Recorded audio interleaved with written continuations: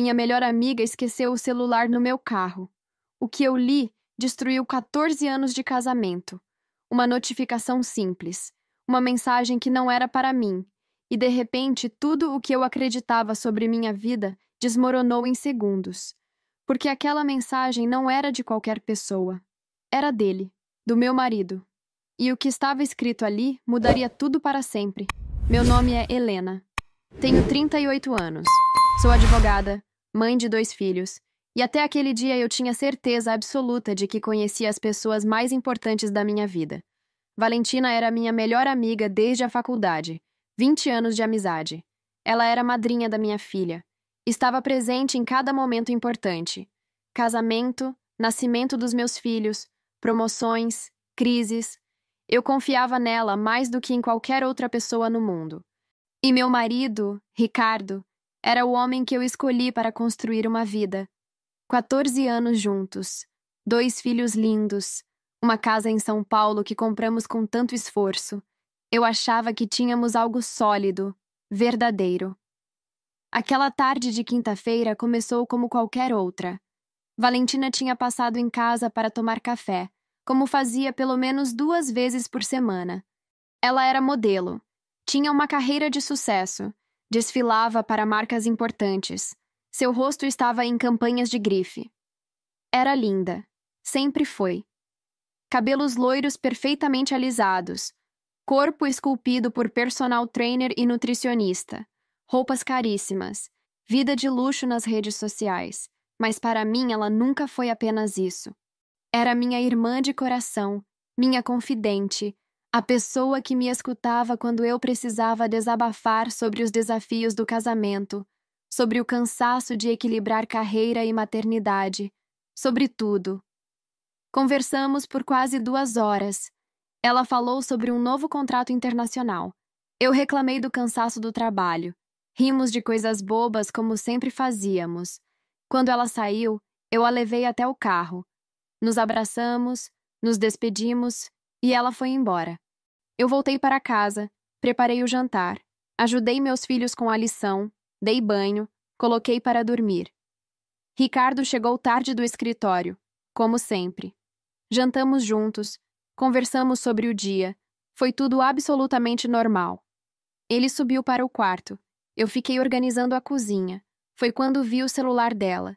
Estava no banco de trás do meu carro, onde ela tinha sentado mais cedo. Peguei o telefone, pensei em ligar para avisar, mas era quase meia-noite. Decidi que levaria no dia seguinte. Coloquei o celular na mesa da sala e fui tomar banho. Quando voltei, o celular dela vibrou. Uma notificação iluminou a tela. Eu não ia olhar, juro que não ia. Mas a prévia da mensagem estava ali, visível, sem precisar desbloquear, e o nome do remetente me congelou. Amor meu. Era assim que estava salvo. E embaixo, a mensagem. Já está com saudade. Amanhã, a Helena vai viajar, né? Finalmente vamos ter a noite toda só para nós. Meu coração parou. Eu reli aquelas palavras 5, 6 vezes, tentando encontrar outra explicação. Qualquer outra explicação. Mas não havia. Amor meu. A Helena vai viajar. Finalmente vamos ter a noite toda. Eu realmente ia viajar amanhã. Para Brasília. Uma audiência importante. Tinha comentado com os 2, com meu marido. E com minha melhor amiga. Minhas mãos tremiam quando desbloqueei o celular dela. Eu sabia a senha. Ela mesma tinha me dado meses atrás quando precisou que eu checasse algo para ela. Nunca imaginei que usaria desse jeito. Abri o aplicativo de mensagens. Procurei o contato, amor meu. E ali estava a foto de perfil. Meu marido, Ricardo. O pai dos meus filhos. O homem com quem eu dividia a cama todas as noites há 14 anos. Comecei a rolar a conversa. Mensagens e mais mensagens. Meses de conversas. Fotos íntimas.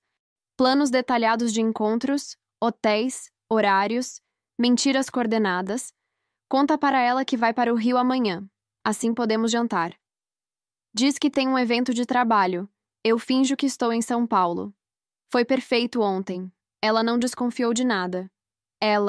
Eu era ela, nas conversas deles. Nem meu nome eles usavam quando planejavam me trair. Li tudo, cada mensagem, cada foto, cada plano. Eles riam de mim. Valentina mandava prints das nossas conversas para ele, quando eu reclamava que Ricardo estava distante. Tadinha, nem imagina onde você estava ontem. Ele respondia com risadas, com emojis, com mais mentiras planejadas.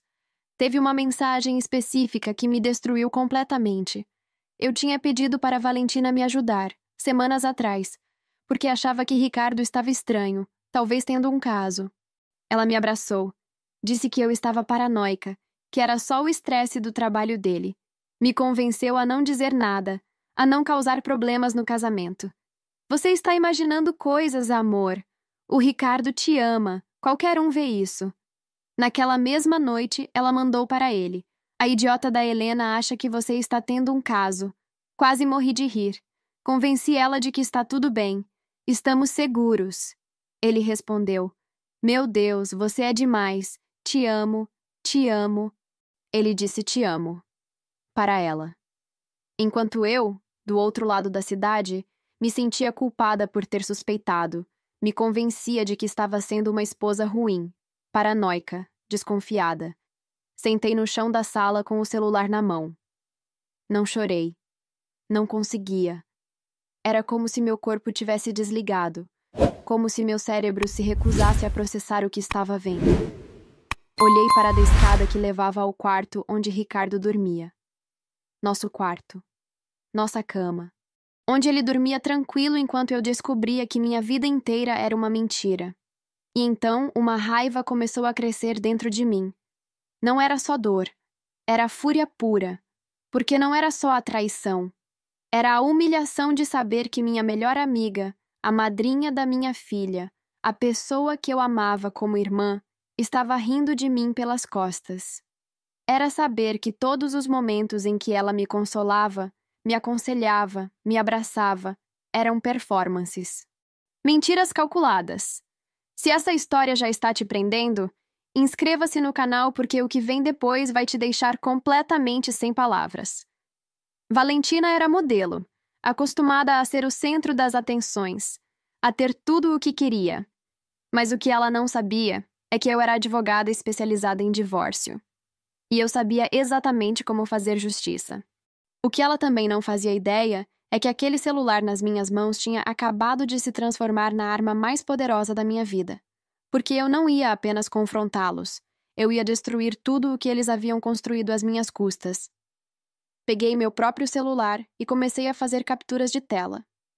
Todas as mensagens, todas as fotos, todas as conversas. Salvei tudo na nuvem. Mandei para meu e-mail pessoal. Fiz backup em 3 lugares diferentes. Depois, com as mãos ainda tremendo, mas com uma clareza absoluta na mente, comecei a fazer ligações.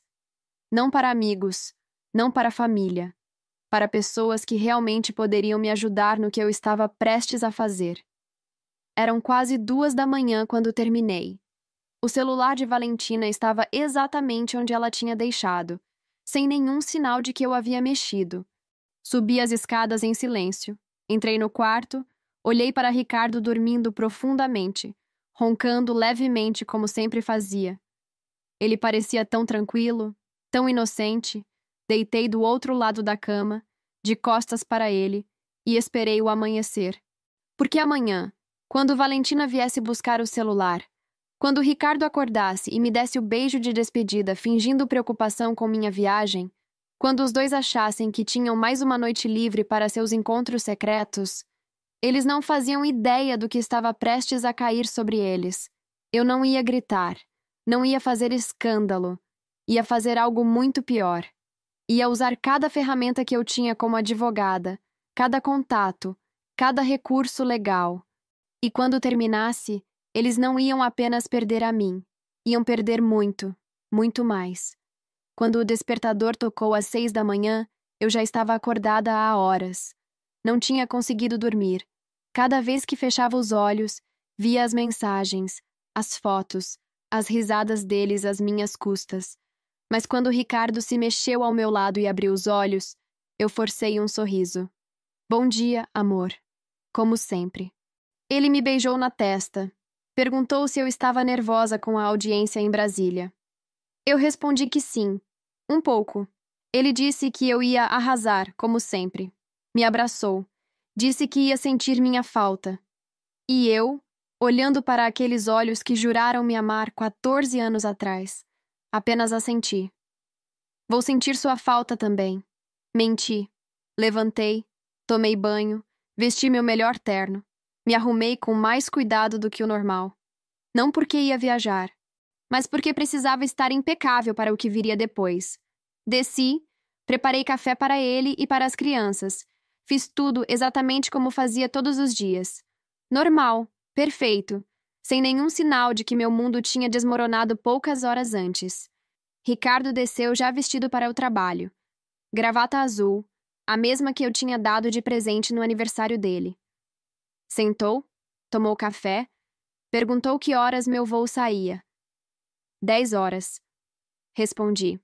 Ele disse que ia me levar no aeroporto, mas eu recusei. Já chamei um Uber. Não precisa se atrasar por minha causa.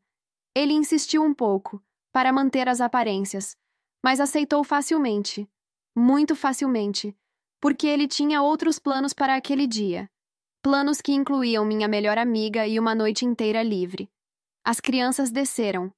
Lucas, de 10 anos, e Marina, de 7, meus bebês. Tomaram café reclamando da escola, brigando por causa de besteira, sendo absolutamente normais. Eu olhava para eles e sentia uma mistura de amor e raiva tão intensa que doía fisicamente. Como ele podia fazer isso com eles? Como ela podia olhar para Marina, sua afilhada, e trair nossa família desse jeito? Quando o Ricardo saiu para levar as crianças na escola, eu estava sozinha. Peguei o celular de Valentina. Ela ainda não tinha mandado mensagem perguntando por ele. Provavelmente ainda estava dormindo, sonhando com a noite que teria hoje. Com o meu marido, na minha ausência. Foi quando meu celular tocou. Era ela, Valentina, minha traidora melhor amiga. Meu coração acelerou, mas atendi com a voz mais normal possível. Amor, você não viu meu celular aí? Acho que esqueci no seu carro ontem. Amor. Ela ainda me chamava de amor, como se nada tivesse acontecido. Como se não estivesse planejando dormir com meu marido em algumas horas. Ah, vi sim. Está aqui comigo. Você quer que eu deixe em algum lugar ou prefere buscar? Nossa, você me salvou. Posso buscar aí? Estou perto. Claro, estou em casa ainda. Meu voo é só às 10. Perfeito! Chego em 15 minutos. Desliguei. Olhei para o celular dela na minha mão. 15 minutos. Eu tinha 15 minutos para decidir como fazer isso. Parte de mim queria confrontá-la imediatamente. Jogar o telefone na cara dela. Gritar todas as verdades que eu tinha descoberto. Mas a parte racional, a advogada que sabia como essas coisas funcionavam, me segurou. Não, não ainda. Primeiro eu precisava garantir que tinha todas as evidências seguras. Que meu divórcio seria blindado, que ela não teria nenhuma chance de virar a história, de me fazer parecer a louca, a paranoica, a que inventou tudo. Quando a campainha tocou, eu respirei fundo. Abri a porta. E lá estava ela, Valentina, linda como sempre, cabelo impecável, roupa de grife, maquiagem perfeita mesmo sendo 8 da manhã, sorrindo para mim com aquele sorriso que eu conhecia há 20 anos. Aquele sorriso que agora eu sabia ser completamente falso. Ai, amor, obrigada. Fiquei desesperada quando vi que tinha esquecido. Ela entrou, me abraçou, beijou minha bochecha. Eu me forcei a não recuar. Imagina, está aqui. Entreguei o celular. Ela pegou, aliviada. Nossa, nem olhei as mensagens ainda. Deve ter um monte. Ela desbloqueou o celular na minha frente, sem nenhuma preocupação, sem nenhuma culpa. Rolou as notificações rapidamente. Vi quando ela viu a mensagem dele. Vi o pequeno sorriso que apareceu no canto dos lábios. E então ela bloqueou a tela e olhou para mim, compondo uma expressão preocupada. E aí, nervosa com a viagem? Um pouco. Você sabe como são essas audiências importantes. Você vai arrasar como sempre. Quando volta. Amanhã à noite. Vi o brilho nos olhos dela. Amanhã à noite. Tempo suficiente. Ela não precisava nem disfarçar a satisfação. Ah, que bom. Semana que vem a gente se vê então. Podemos jantar. Você me conta como foi. Claro, seria ótimo. Ela me abraçou de novo. Boa viagem, amor. Manda mensagem quando pousar. Pode deixar. Observei ela sair, entrar no carro dela, um BMW branco último modelo, e ir embora.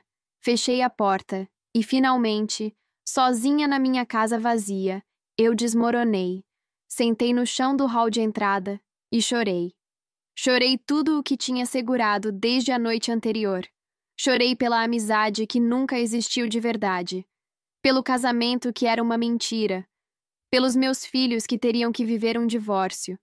Por mim, pela idiota que eu tinha sido. Mas depois de 15 minutos de choro descontrolado, eu me levantei, lavei o rosto e sequei as lágrimas. Chega, não havia mais tempo para desmoronar.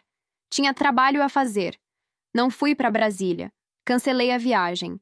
Liguei para meu escritório. Disse que estava com uma emergência familiar. Minha sócia, Carolina, ficou preocupada, mas eu garanti que estava tudo sob controle. Não estava, mas logo estaria.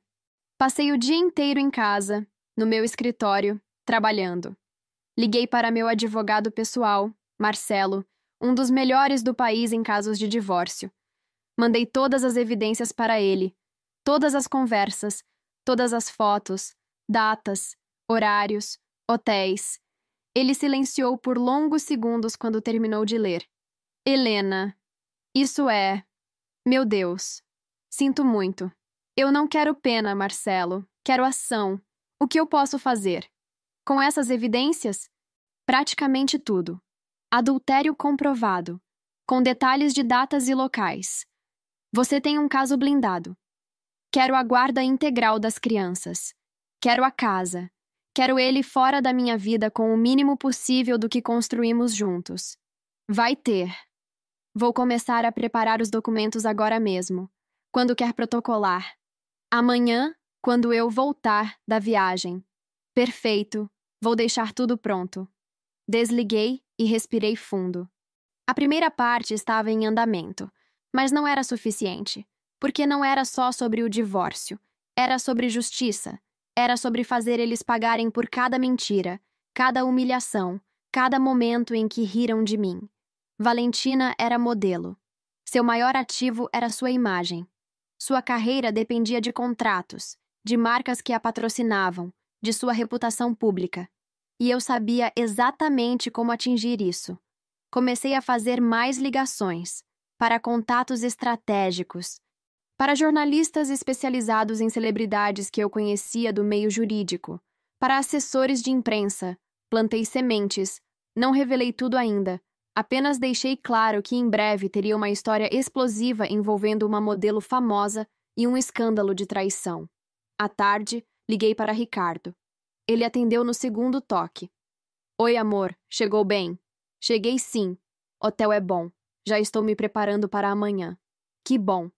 As crianças estão bem. Não se preocupa. Obrigada por cuidar delas. Imagina, é meu papel. Seu papel. Enquanto planejava trair a mãe delas naquela mesma noite. Bom, vou desligar. Tenho que revisar uns documentos ainda. Te amo. Uma pausa curtíssima. Também te amo. Boa sorte amanhã. Desliguei. Também te amo. Mentira. Tudo era mentira. Você já foi traída por alguém em quem confiava completamente? Conta nos comentários como você lidou com isso. Às 7 da noite, recebi uma mensagem de Ricardo. As crianças jantaram e estão fazendo lição. Vou sair para jantar com os clientes. Volto tarde. Beijo, clientes. Ele realmente achou que eu acreditaria nisso, mas respondi. Ok, amor. Bom jantar. Não se atrase muito. E então esperei. Eu tinha instalado um rastreador no carro dele semanas atrás, quando comecei a desconfiar. Na época, me senti culpada. Agora, agradecia a Deus por ter seguido meu instinto. Abri o aplicativo. Observei o pontinho azul se movendo pelo mapa de São Paulo. Ele não estava indo para nenhum restaurante. Estava indo para os jardins, para um hotel boutique caro e discreto. 15 minutos depois, outro ponto apareceu no mapa. O celular de Valentina. Eu tinha conseguido acesso à localização dela através de um recurso de segurança que compartilhávamos há anos. Ela nunca imaginou que eu o usaria contra ela. Os dois pontos se encontraram no mesmo lugar. Hotel Jardim Secreto. Um lugar conhecido por sua discrição, suas suítes luxuosas, sua política de privacidade absoluta. Sentada na minha casa vazia, olhando para aqueles dois pontos azuis juntos no mapa, eu senti a última parte da minha ingenuidade morrer. Porque uma coisa era ler as mensagens. Outra era ver, em tempo real, meu marido e minha melhor amiga se encontrando para uma noite de traição, enquanto eu fingia estar a 1000 quilômetros de distância. Mas ao invés de desmoronar de novo, eu sorri. Um sorriso frio, calculado. Porque eles não faziam ideia. Eles achavam que tinham a noite perfeita pela frente. Achavam que estavam seguros. Achavam que eu era a idiota que nunca descobriria. Peguei meu celular e fiz mais algumas ligações. Confirmei alguns detalhes. Ajustei o timing.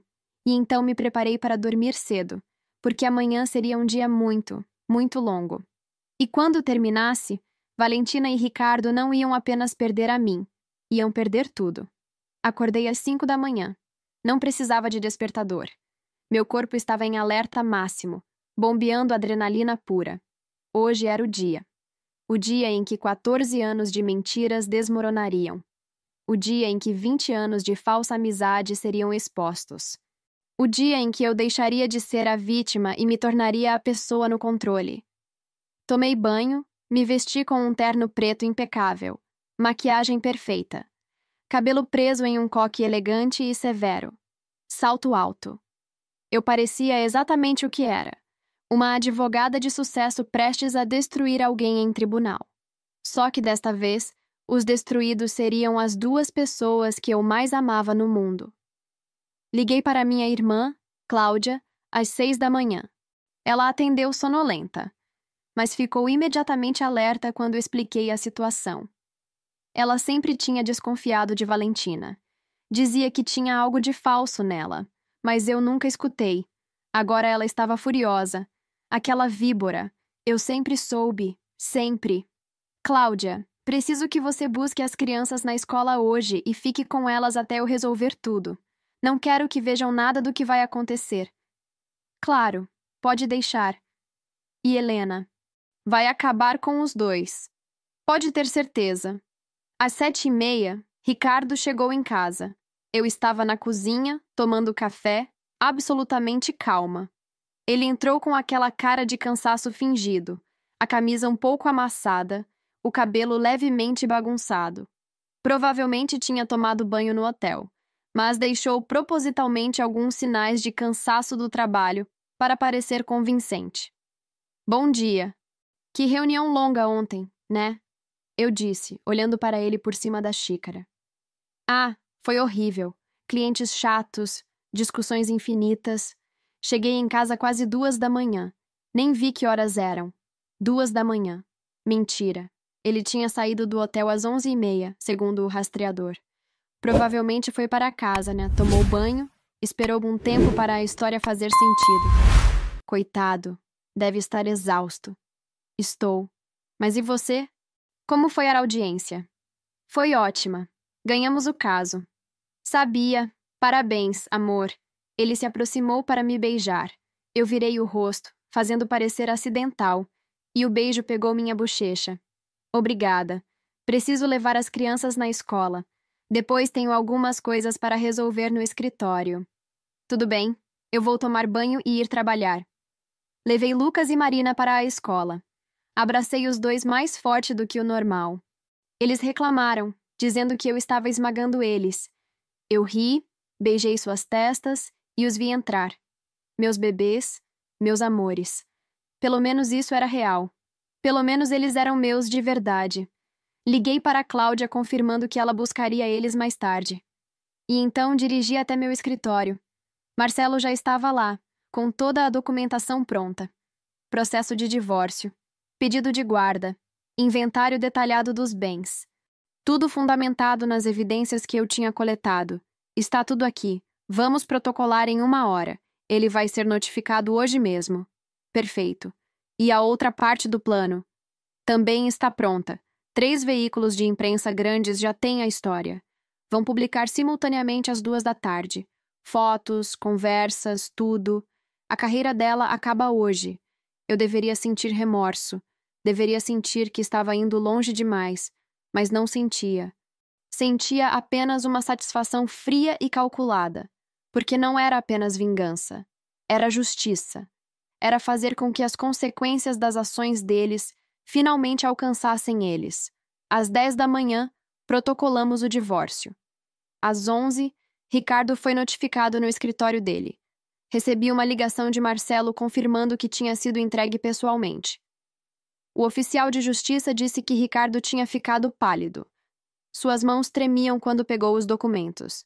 15 minutos depois, meu celular explodiu com ligações dele. 20 chamadas seguidas, mensagens desesperadas. Helena, pelo amor de Deus, atende. O que está acontecendo? Por que estou recebendo papéis de divórcio? Isso é um erro? Atende, por favor. Não atendi. Bloqueei o número temporariamente. Ele ainda não sabia que eu sabia. Ainda achava que podia controlar a narrativa, inventar alguma desculpa.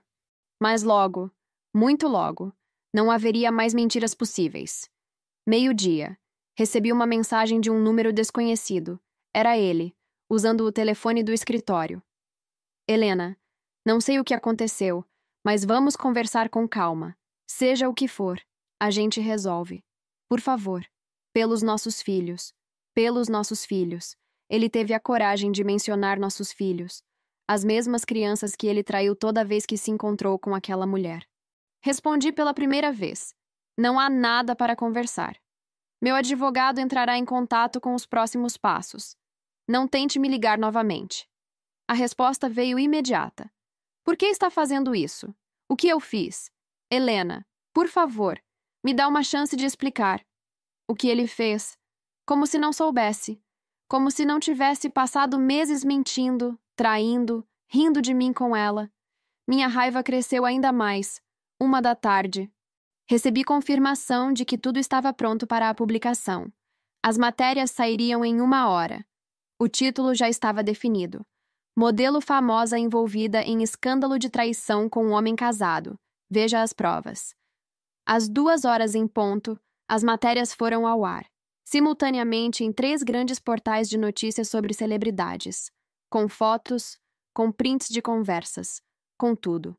Obviamente meu nome estava preservado, protegido pela lei. Mas o nome dela estava estampado em todas as manchetes.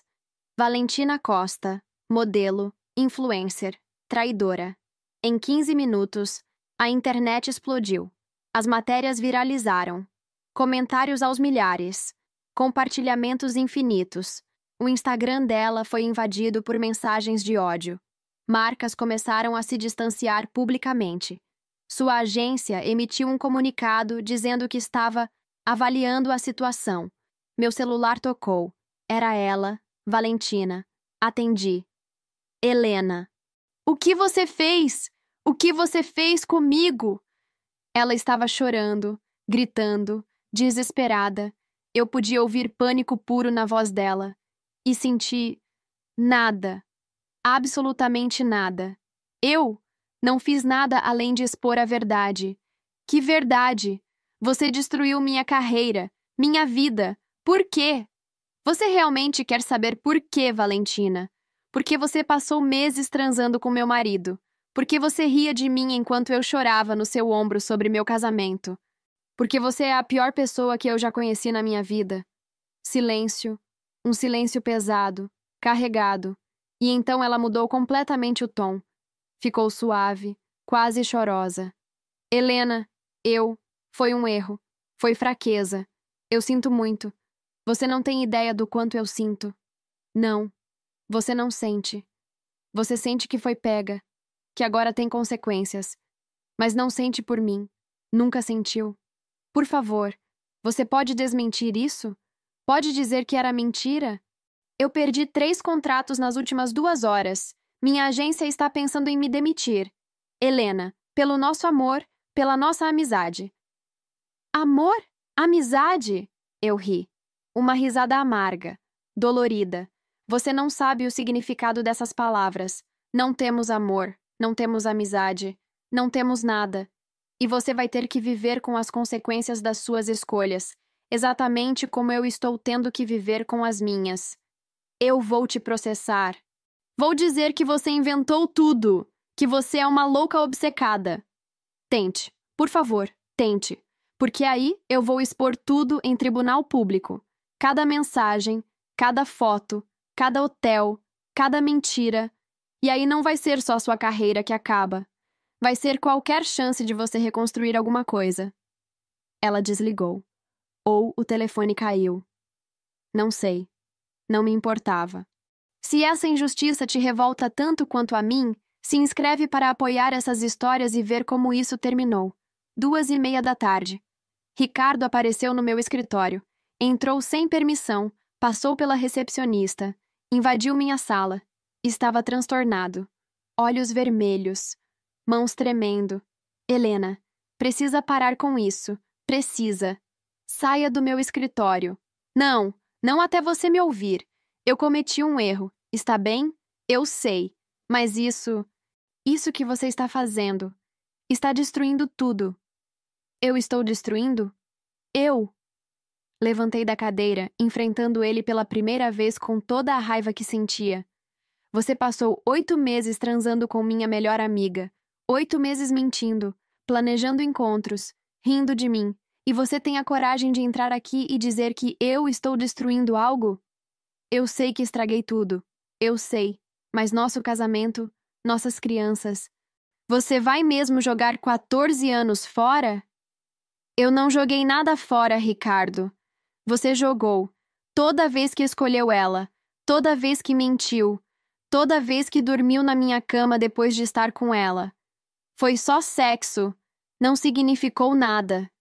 E ali, naquela frase, ele selou qualquer chance mínima que pudesse ter tido, porque não era sobre o sexo, era sobre as mentiras, sobre a traição emocional, sobre usar minha melhor amiga como arma contra mim. Saia, agora, antes que eu chame a segurança. Helena. Saia.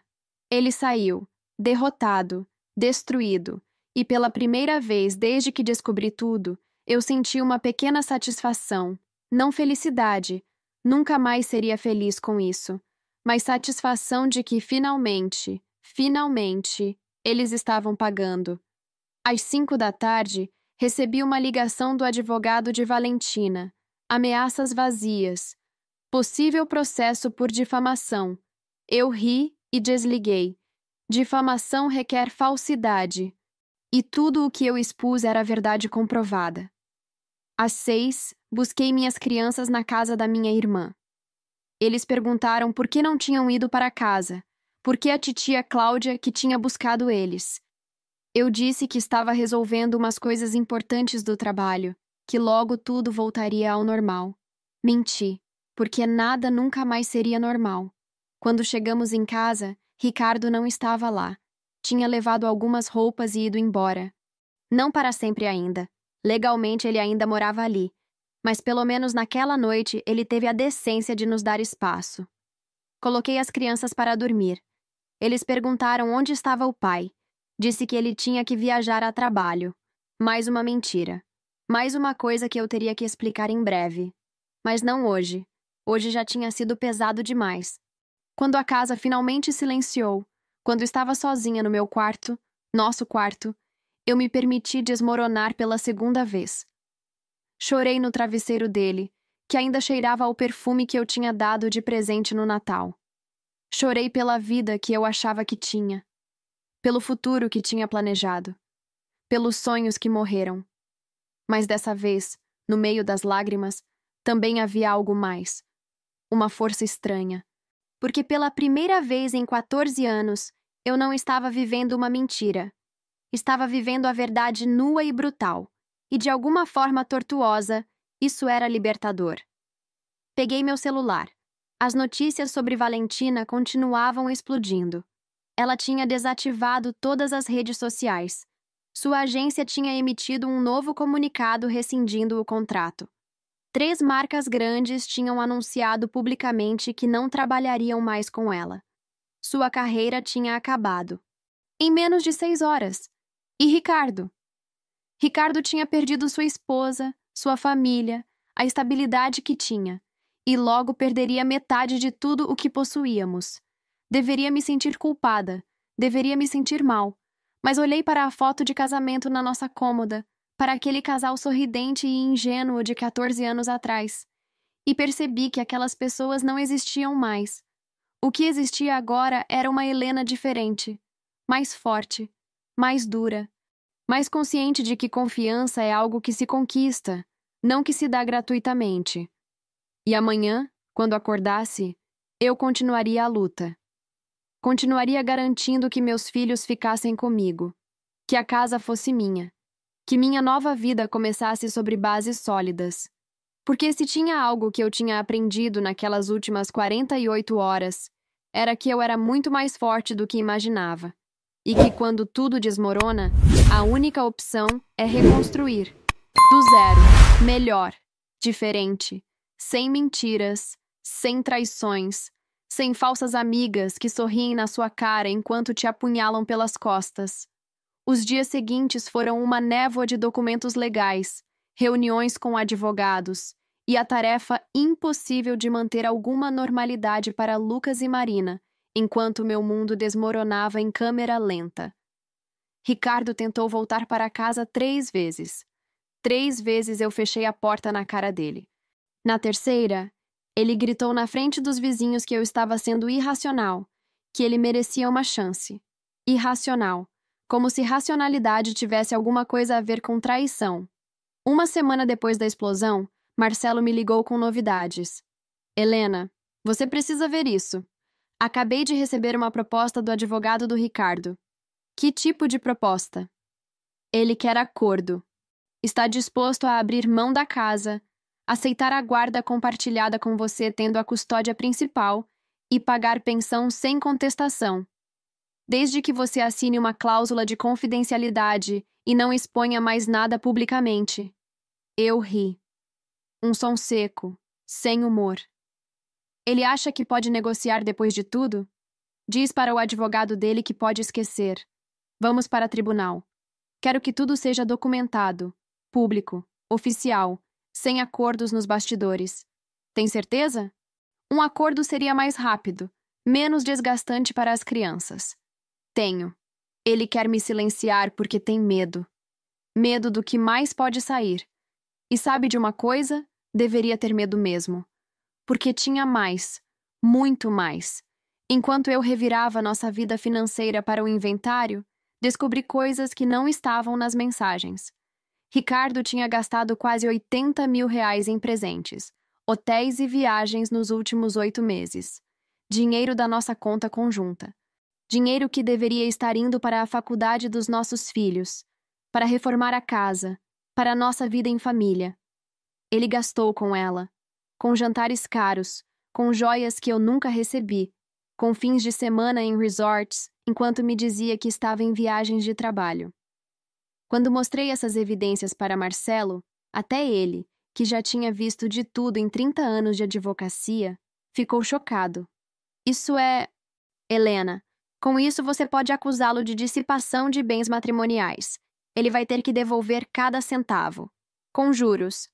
Perfeito. Faça isso. Valentina tinha sumido completamente. Suas redes sociais continuavam desativadas. Sua agência tinha emitido um comunicado oficial rompendo o contrato, por quebra de cláusula moral. 3 processos de marcas já tinham sido abertos contra ela por quebra de contrato e danos à imagem. Sua carreira de modelo, construída ao longo de 15 anos, tinha desaparecido em menos de 2 semanas. Eu deveria sentir vitória. Deveria sentir que a justiça tinha sido feita, mas tudo o que eu sentia era um vazio imenso, porque não importava quantas vezes ela perdesse, quantas vezes ele implorasse, nada traria de volta o que eu perdi. A ingenuidade de achar que amor era suficiente. A confiança de que pessoas que você ama nunca te machucariam. Foi na segunda semana que as coisas começaram a ficar realmente complicadas. Lucas e Marina começaram a fazer perguntas.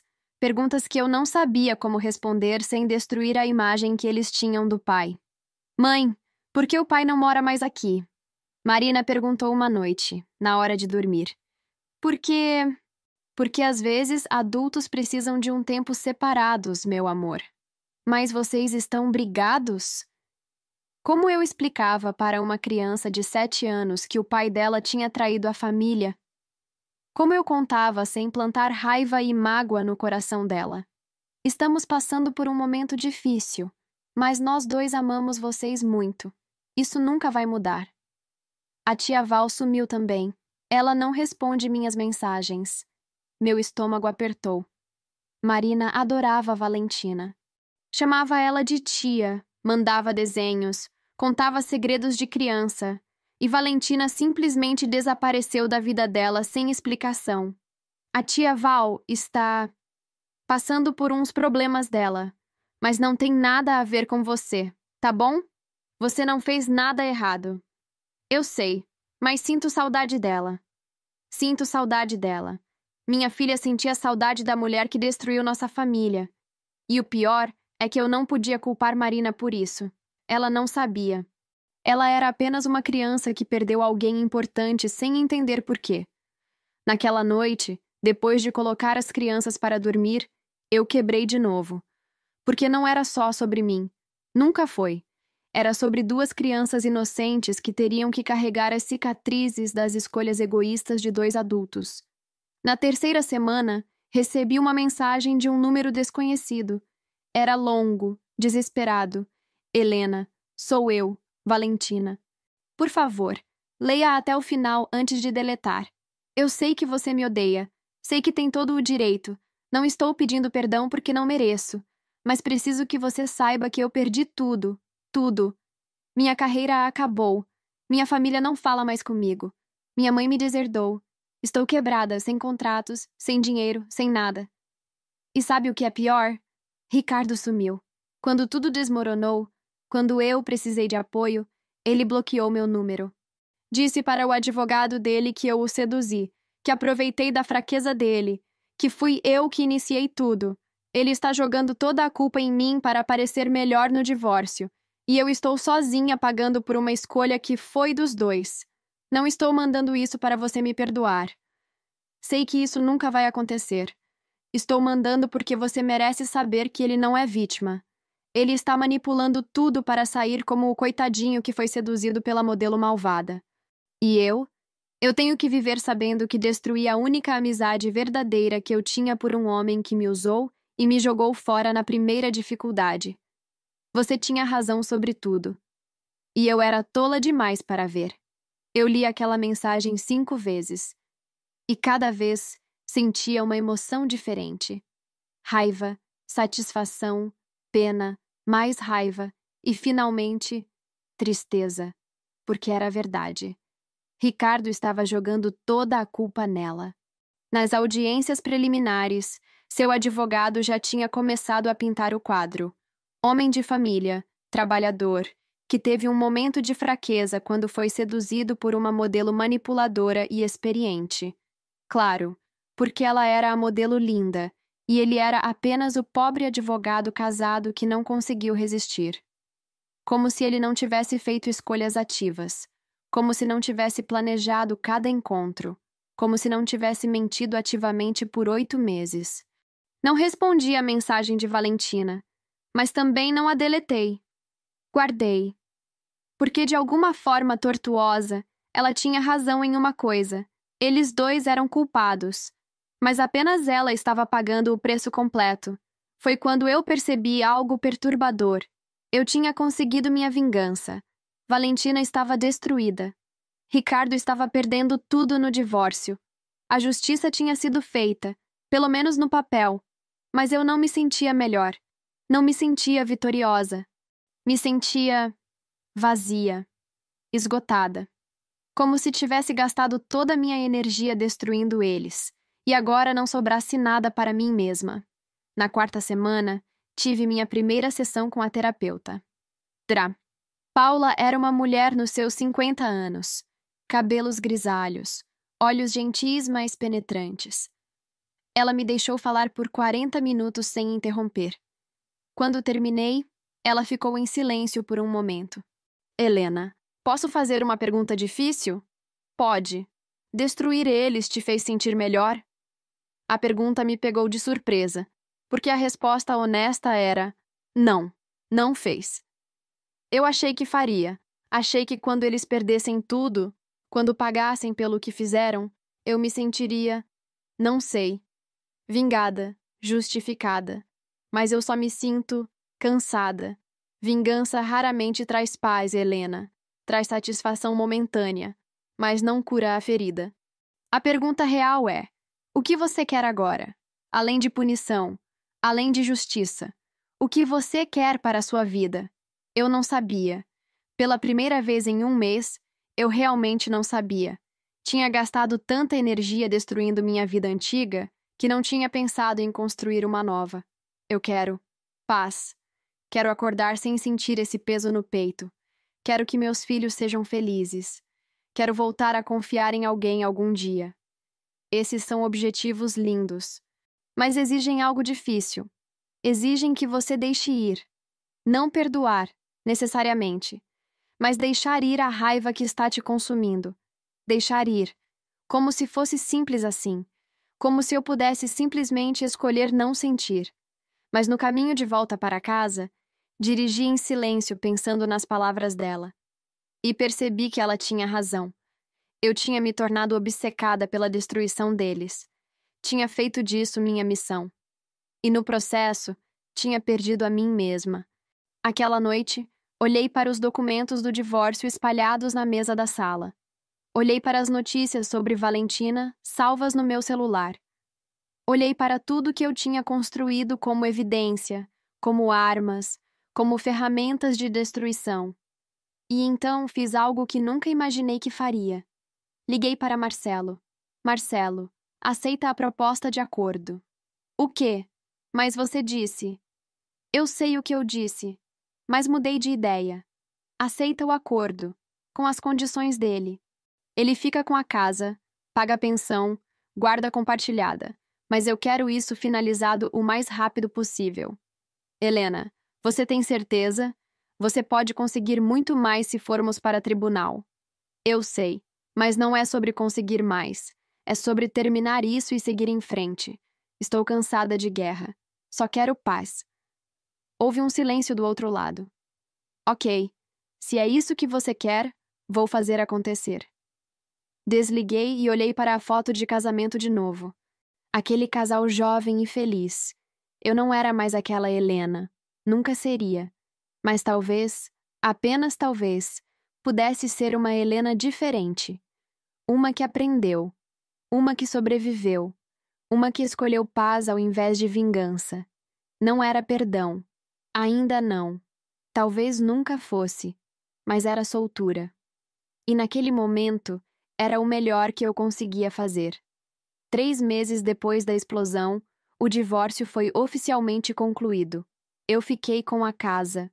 Ricardo ficou com o apartamento que ele tinha comprado, para investimento anos atrás, e que, descobri mais tarde, era onde ele levava Valentina quando não queria arriscar ser visto em hotéis. A ironia não passou despercebida. Guarda compartilhada foi estabelecida, com os filhos passando a maior parte do tempo comigo. Pensão foi definida em valores justos.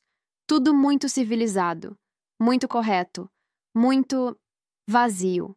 A primeira vez que Lucas e Marina foram passar o fim de semana com o pai, eu sentei sozinha na sala e não soube o que fazer com o silêncio. Pela primeira vez em 14 anos, eu estava completamente sozinha, sem marido, sem filhos, sem a melhor amiga que costumava ligar em momentos assim. Apenas eu e o eco dos meus próprios pensamentos. Foi aterrorizante e libertador ao mesmo tempo. Valentina nunca mais entrou em contato depois daquela mensagem. Eu soube por conhecidos em comum, os poucos que ainda falavam com ela, que ela tinha se mudado para o Rio de Janeiro. Estava tentando reconstruir alguma carreira, fazendo trabalhos pequenos, eventos menores, nada que se comparasse ao que tinha antes. Sua vida de luxo, suas campanhas internacionais, seus contratos milionários, tudo tinha evaporado. Ela estava vivendo em um apartamento simples, pegando qualquer trabalho que conseguia, tentando recomeçar do zero aos 32 anos. Parte de mim, uma parte pequena, quase inaudível, sentia pena. Porque por mais que ela tivesse feito, por mais que tivesse me traído da pior forma possível, 20 anos de amizade não desaparecem completamente. Ainda havia momentos em que eu via algo engraçado e pensava, preciso contar para Val, antes de lembrar que Val não existia mais. Não para mim. Ricardo tentou se reconciliar 2 vezes depois do divórcio. A primeira vez, ele apareceu na minha porta com flores, pedindo só uma conversa. Eu disse não e fechei a porta. A segunda vez, 6 semanas depois, ele estava diferente. Mais magro, com olheiras profundas, cabelo começando a ficar grisalho nas têmporas. Ele parecia quebrado. Helena, eu sei que não tenho direito de pedir nada. Sei que destruí tudo. Mas você precisa saber que eu acordo todos os dias com o peso do que fiz. Que perdi a melhor coisa que já tive. E que se eu pudesse voltar no tempo... Mas você não pode, Ricardo. Nenhum de nós pode. Eu sei. Mas você acha que algum dia, talvez em anos, você pode me perdoar?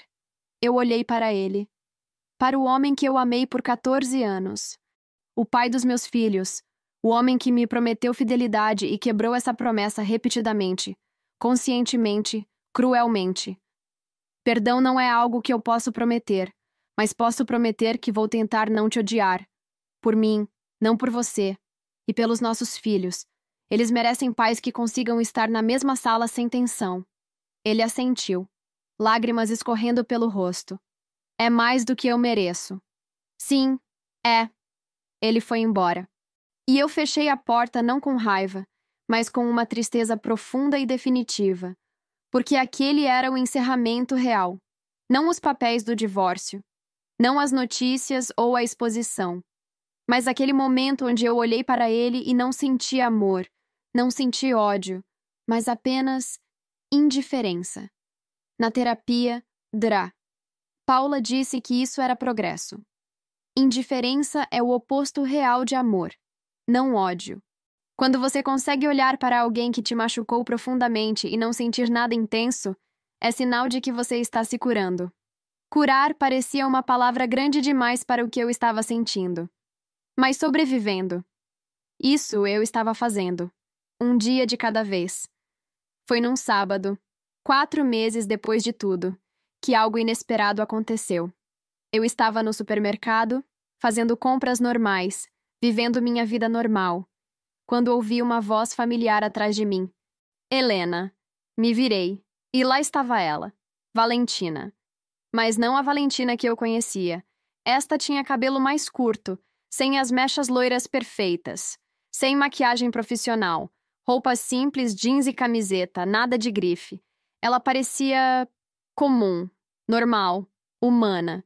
Meu primeiro instinto foi sair, fingir que não vi. Mas algo me segurou no lugar. Oi, eu disse, minha voz neutra. Eu sei que você não quer falar comigo. Eu só... Você deixou cair isso. Ela estendeu minha carteira, que tinha caído da bolsa sem eu perceber. Obrigada. Peguei de volta. Deveria ter terminado ali. Deveria ter me virado e ido embora. Mas a terapeuta sempre dizia que confrontação honesta era parte da cura. E de repente, eu tinha coisas para dizer. Você está morando aqui de novo? Não. Estou só visitando minha mãe. Ela teve um AVC. Estou ajudando ela a se recuperar. Sua mãe. A mulher que a tinha deserdado, que tinha cortado contato quando o escândalo estourou. E mesmo assim, Valentina estava ali, cuidando dela. Sinto muito pela sua mãe. Obrigada. Uma pausa desconfortável. Helena, eu sei que desculpas não significam nada depois do que eu fiz. Mas eu preciso que você saiba que não passa um dia sem eu me arrepender. Não pela carreira que perdi, mas pela amiga que eu traí. Você foi a melhor pessoa da minha vida e eu joguei tudo fora por vaidade, por ego, por me sentir poderosa, por roubar algo de alguém. Eu podia ver que ela estava sendo sincera. Suas lágrimas eram reais. Seu arrependimento era palpável. Mas arrependimento não desfazia o dano. Eu acredito que você se arrepende, eu disse calmamente. Mas arrependimento não muda o que aconteceu. Não devolve os meses que você passou mentindo para mim. Não apaga as conversas onde você ria de mim com ele. Não cura a dor de descobrir que minha melhor amiga era minha pior inimiga. Eu sei. Eu não estou pedindo perdão. Só queria que você soubesse que você tinha razão sobre ele. Sobre tudo. Ele me usou e me jogou fora no primeiro sinal de problema. E eu mereço isso. Mereço tudo o que perdi. Talvez você mereça as consequências das suas ações. Mas não desejo o seu sofrimento, Valentina. Não mais. Eu costumava querer você destruída. Mas agora eu só quero paz. Para mim, não para você, para mim. Ela assentiu, limpando as lágrimas. Você sempre foi mais forte do que eu, mais íntegra. Eu invejava isso em você. E parte de mim acho que quis destruir o que você tinha, porque eu sabia que nunca teria algo tão real. Foi a primeira vez que ela foi completamente honesta, e de alguma forma doentia, aquela honestidade ajudou. Não curou, mas ajudou. Espero que você encontre paz também, Valentina. De verdade, mas longe de mim. Esse é um encerramento, não uma reconciliação. Eu sei, e eu aceito isso. Cuida dos seus filhos, especialmente da Marina. Ela me mandou uma carta, dizendo que sentia minha falta, mas que entendia que adultos às vezes se afastam. Ela é especial.